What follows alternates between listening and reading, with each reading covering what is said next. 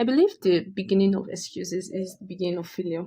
You need to learn to work on the business and not in the business. Now, they are two different entities, and then accelerate the entire growth of the business through systems. The bricks you lay on your business is what accelerates growth, and the things you do in the business is more like what you have to spend or what you have to invest. Now, is at the expense of time, right? So I believe that an expense of time is how you're running your business, and invest of time is what will move the entire business forward. We're living in a world that is super intense, sometimes crazy, and always challenging and always unpredictable. This podcast is simple. Every Thursday, I'll be sharing my personal experiences with you as a student entrepreneur, juggling academics, my personal life, building creativity, and other brands and companies in between. On this same podcast, I'll be sharing the lessons I've learned and also insights on what it's like behind the scene and the deep dark thoughts no one else will share with you. This is not scripted, and this is often on top of my head. This is Rebuild and Evolve.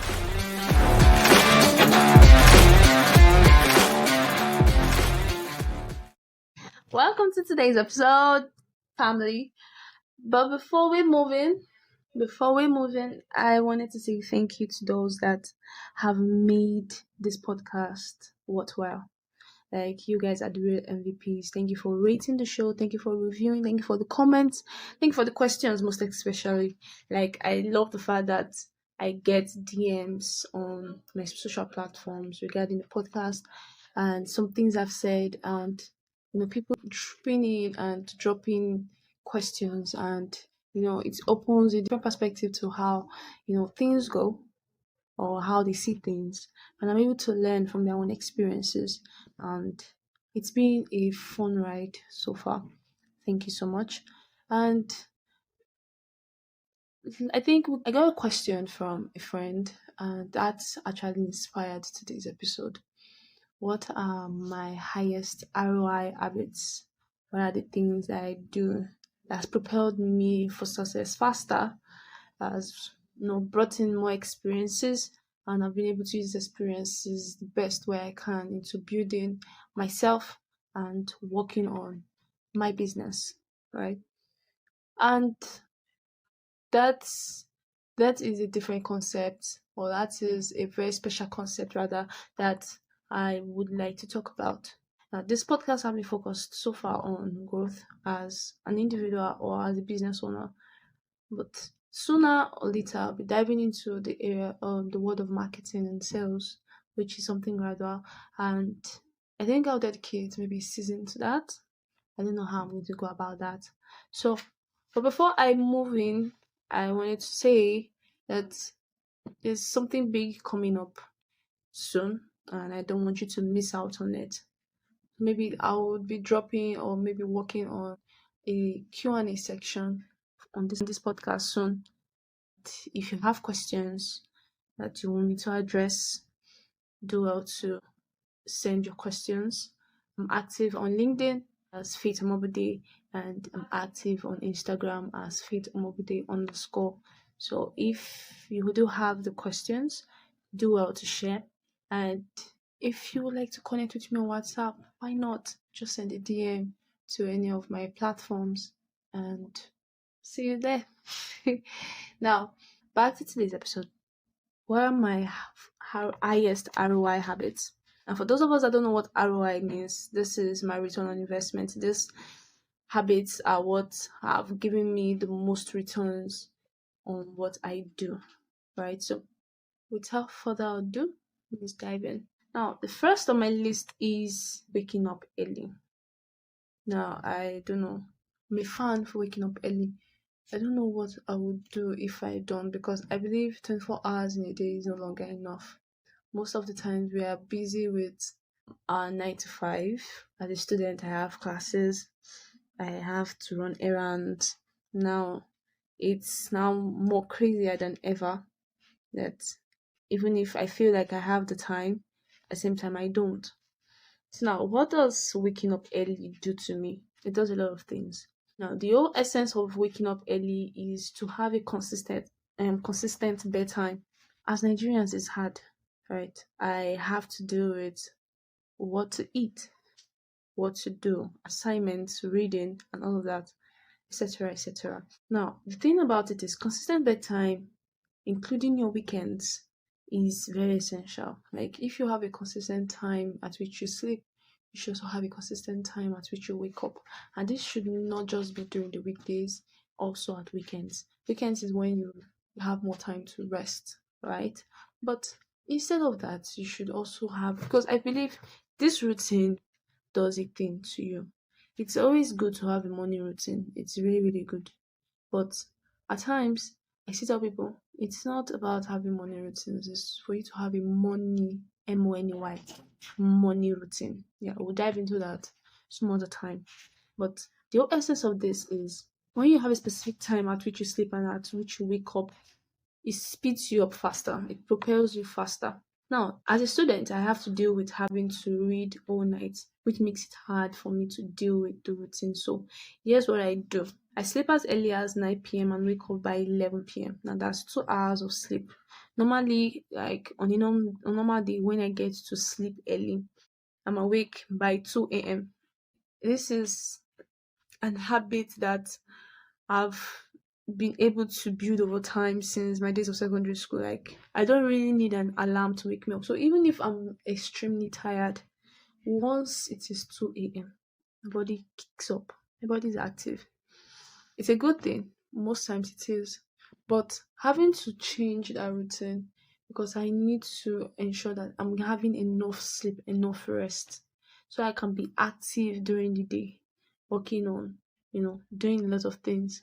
Now, this is like when it is two, this is when I'm most active, right? And this habit has lived with me, like I said, since my junior secondary school days.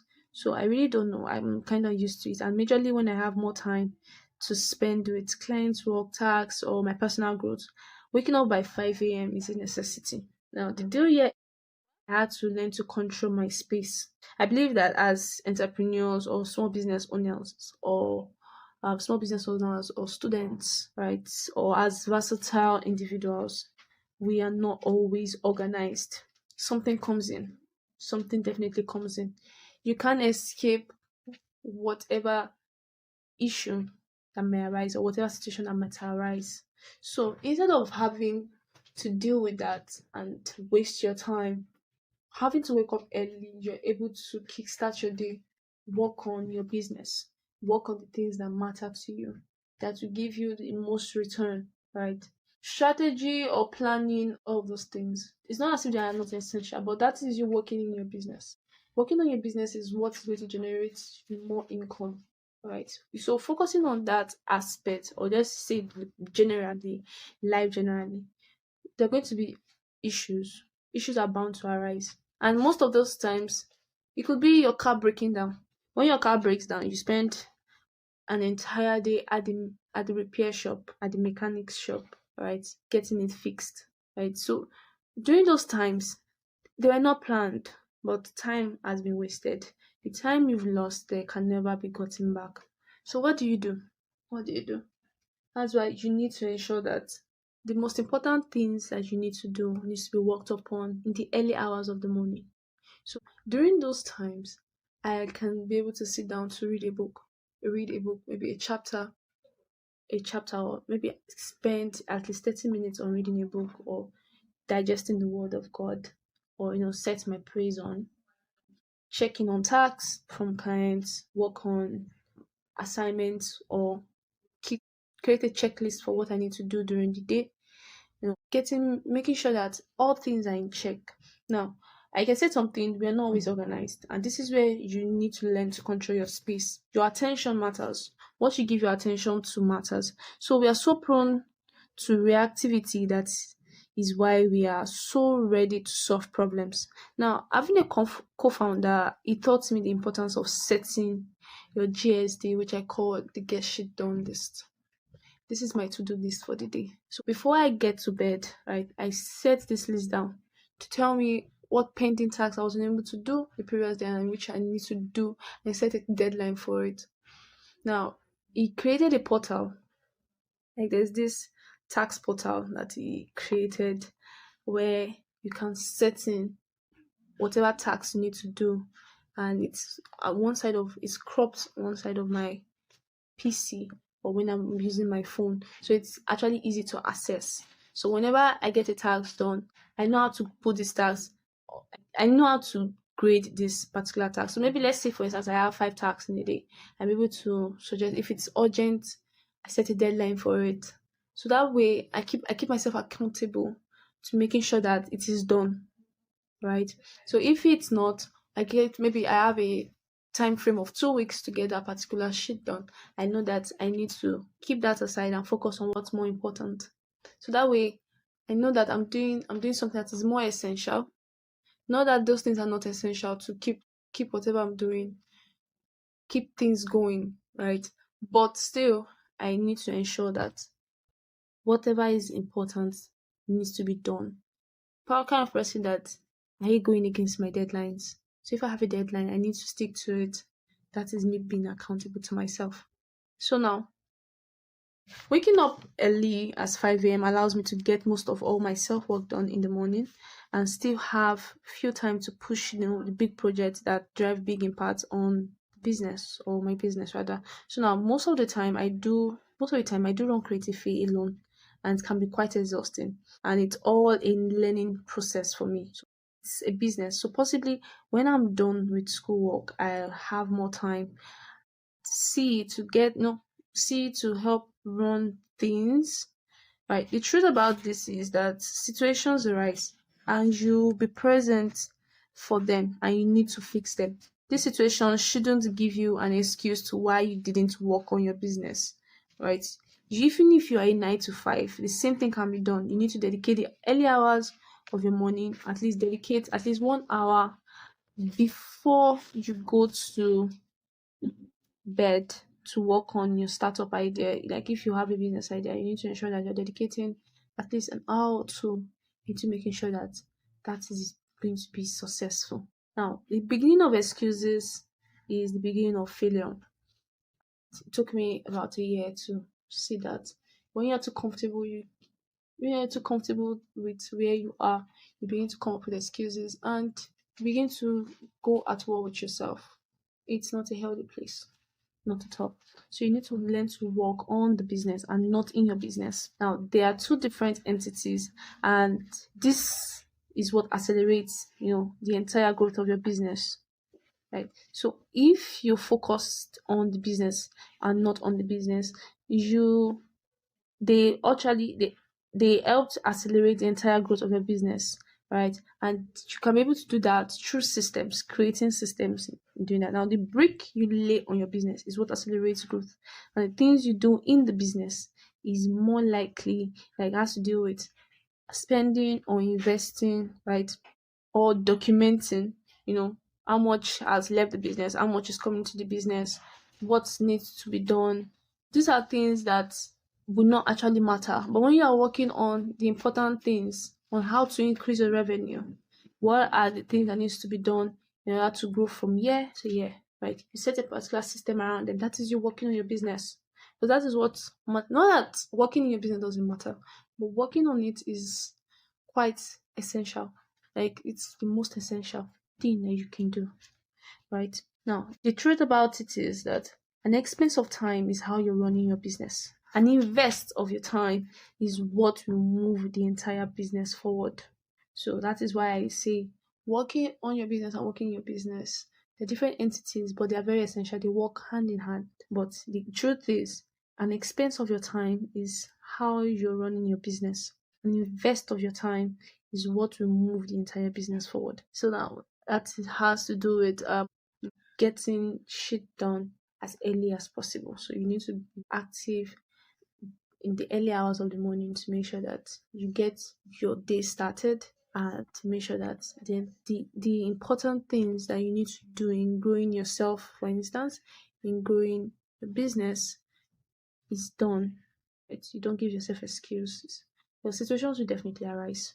It is inevitable, right? So you need to ensure that regardless of the situations, you've already done something in the back end that is actually working on your business. So that is those systems are already on check. So even if you're a one-man business, like I am at the moment, it is easy that way.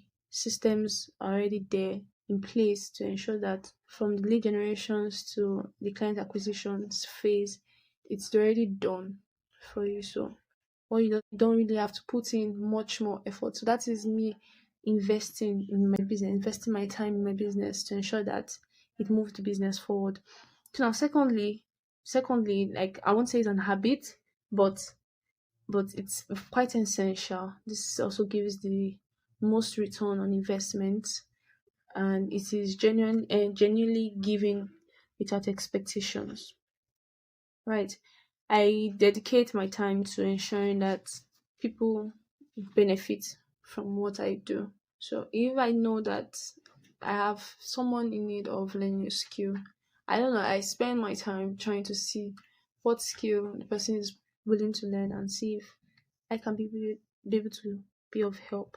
Or maybe I have questions, people have questions, and I know that I'm that line to and like help in that particular area.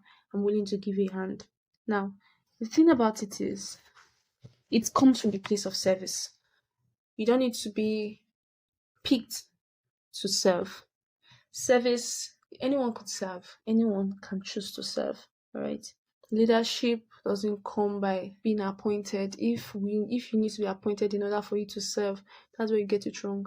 Acts of service is supposed to be something that anyone is supposed to do.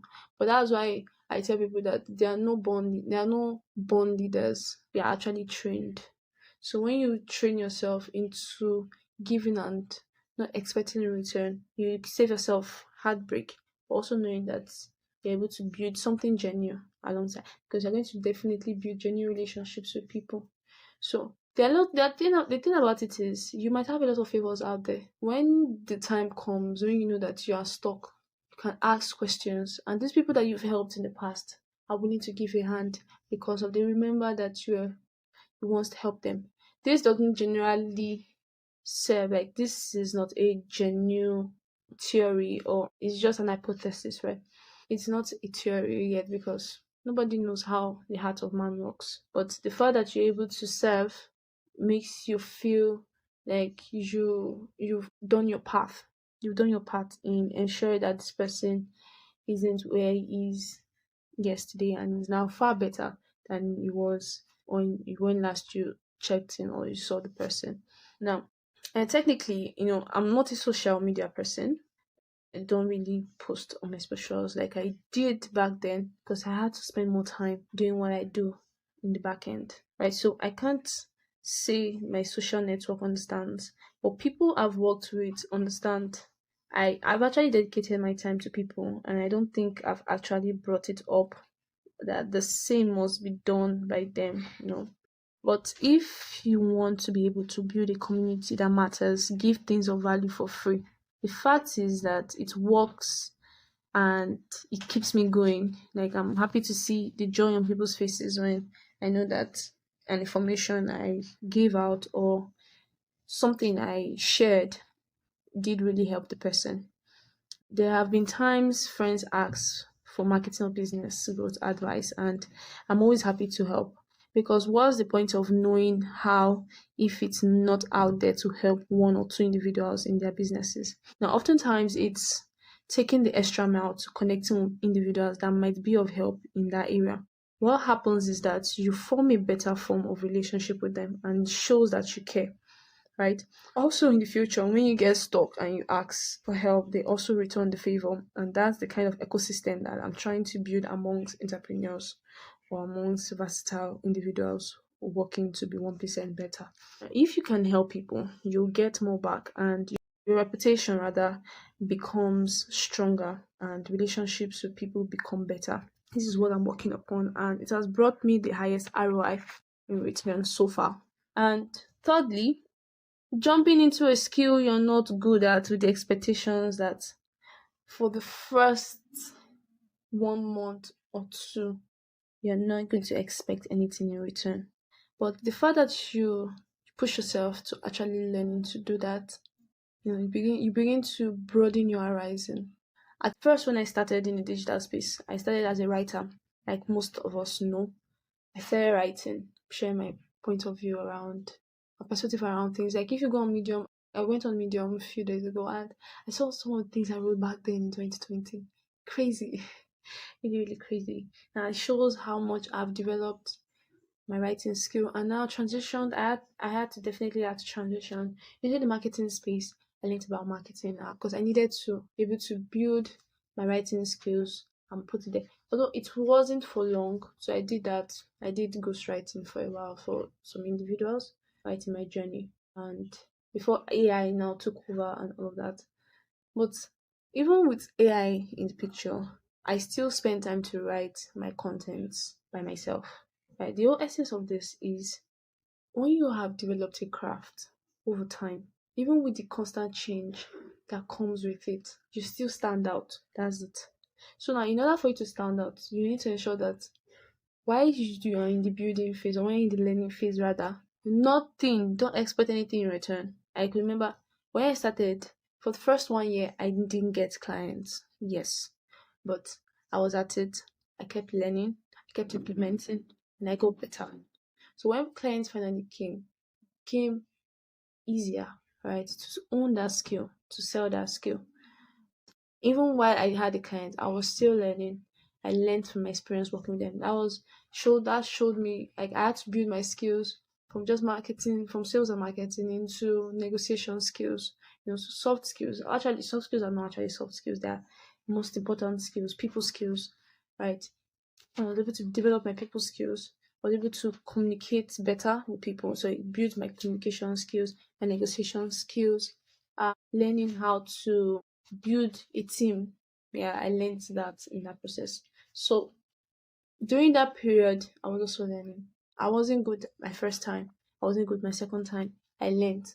I could remember organizing a meeting and nobody showed up. My first 30 minutes, I waited patiently. Nobody showed up. And I got angry and I ended the call and I didn't say anything. I could remember having to vent my frustration with my co-founder at that time. And he said, that is why you need to learn how to manage people. People won't always be available, but you just need to be patient. So that experience taught me patience. Actually, it taught me patience. So with that being said, with that being said, you need to be able to, be brave enough to jump into a skill that you are not expert in. Because when you do, you just cut off the expectations of anything coming out from it. Because the thing is, we also have this discomfort of learning new skills. And we are going to suck for a while. I did. And I think if you can remove the emotional blockage that stops you from taking actions, I believe we fear the unknown and it likely stops us from continuing. And anything after the first or second month yields crazy returns. Yes, it does. Because it taught you consistency, it taught you patience, it taught you resilience. Because you won't see results. Because most people believe that once you already own the skill, money begins to come in. You won't get that. It doesn't work that way. You'll make mistakes. You will learn. You will learn from. You could have a coach. You can decide to definitely have a coach to help you speed up. But even while you have a coach, you'll still make mistakes. You won't always get to understand it unless you practice. So you keep practicing. Even if for the first 2 months you don't see the results, you continue at it, right? And bet you that you will definitely yield crazy returns. Now, if you try to learn something new, constant research, you will be 99% better than people who assume that they know and are no longer willing to learn because they feel that they know it all. That's the damn truth. Even while I've done marketing management for some persons or for some brands, I still feel that I still don't know it all. Yes, I still take courses. I still reach out to people. I still learn from people that I don't like. You won't expect me learning from them, but I do that for the sake of improving. I still take copywriting lessons. I still learn more about sales. Currently working on a sales course, and It's not like all these things I don't know them, but there are always going to be new ways in actually doing those things. Like when I went into learning more about automations, for instance, for businesses or for businesses rather, I came to realize that there are a lot of automations out there now that AI is now the new deal. There are AI platforms that can help you set things up in matter of minutes. And just imagine you stopped learning about automations, let's say 2022. Now in 2024, a lot has changed, right? AI skyrocketed about, I think, 2022, like in the late months of 2022, right? And now 2023, a lot changed. Now in 2024, there's still more tools out there, and now we are not we now want people now to come in. So now with the mix of the personal experiences with automations or with AI, work becomes better, right? So you need to be able to keep learning, and keep implementing in order to be better than 99% of people out there. And fourth habit I've built over time is absolute responsibility for all situations. You should be able to own whatever situation comes up. Now, this is you taking total responsibility for your life. If anything happens with your relationship, with your family, your business, colleagues, people, employees, you need to be able to school yourself. Like for me, I need to be able to school myself and literally beat the victim out of myself. I blame myself for anything happening. If you want to grow as an individual, you need to stop second guessing who is at fault in every situation. You need to let it happen. So it is your fault. It's actually your fault. So don't let it dictate your future. But that's the whole thing. You don't let it dictate your future. Your past should not be able to dictate your future. Your mistakes, you should be able to own your mistakes.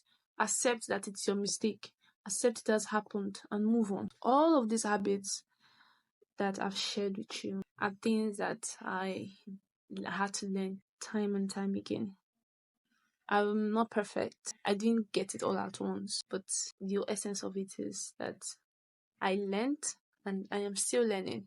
I'm not perfect. Now, this is a habit I'm working to build in myself, and I've learned it over time. So, I'm leaving this with you, right? So, do try them and leave your comments. And also, don't forget to drop your questions. So I look forward to all of them. So, like I said, if you're not following me on LinkedIn, I think it's high time you do, because I'm actually working toward being active on that platform. So, if you're not following me, follow me at Faith Omobude and on Instagram at Faith Omobude_. I look forward to seeing you in the next episode. Ciao.